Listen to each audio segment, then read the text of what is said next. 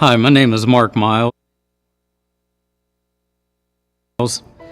At 5 years old, my mother moved me and my brother and two sisters from Baltimore, Maryland to Lima, Ohio. She left my dad, and within a 2-year period, she remarried my stepdad, who had 3 kids.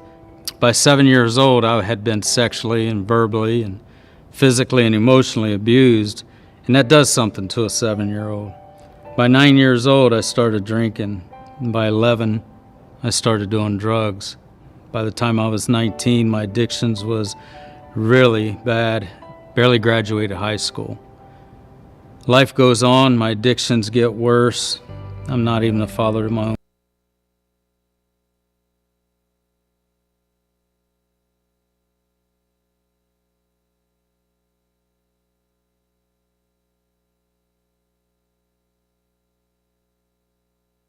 Me to go through the things that I went through.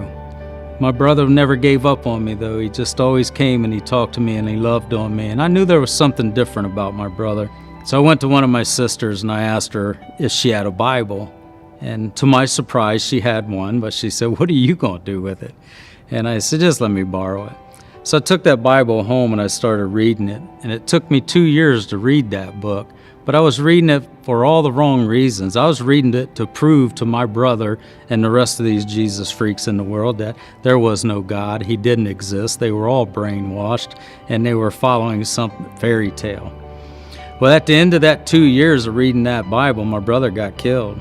But a week later, it was April 15th, 2001. It was Easter Sunday.